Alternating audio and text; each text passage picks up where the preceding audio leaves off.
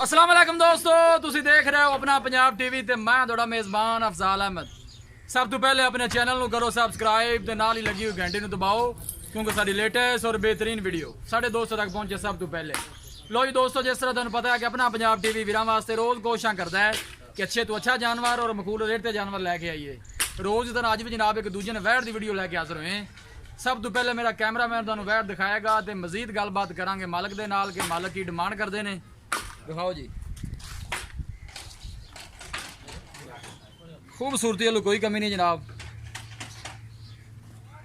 नस्ल जात बड़ी आला है, फ्रीजन विच क्रास है, सिर तो गोनी बिल्कुल छोटा छोटा कन है, कालियां स्याह अखा। सूआ दूसरा इस वैड़ ने सुना है, थन माशाल्लाह बड़ा खूबसूरत है, मुठ भर लगे है, पूरियां विरलां ते बिल्कुल शरीफ ते साहू है जनाब। आप देख सकते हो चौधरी साहब जरा हाथ भी ला रहे हैं इनू। बाकी हर चीज़ मेरे कैमरे की नज़र है। वैड़ थोड़ी जी कच्ची है, बाकी नस्ल जात बड़ी आला है। लोकेशन वीरां नू दसदा जावां, तहसील दीपालपुर, जिला उकाड़ा।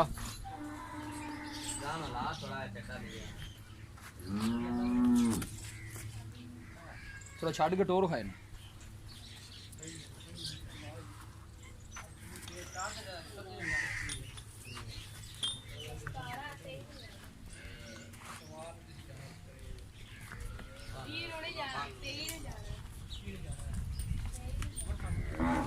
थोड़ा सा आराम नाल टोरो।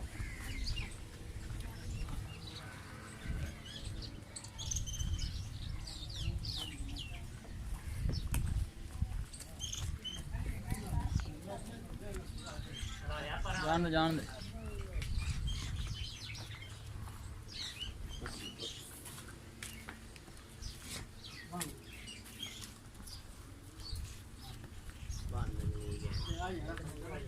कोशिश साड़ी यही होंगी कि वीरां नू अच्छे तो अच्छा जानवर दिखाइए।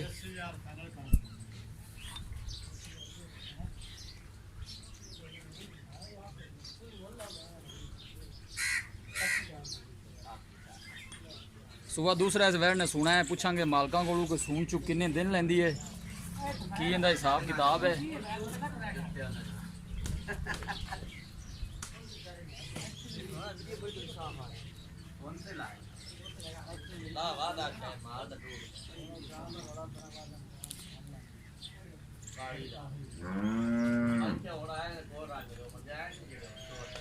वीडियो पसंद आवे लाइक ते शेयर जरूर करना है।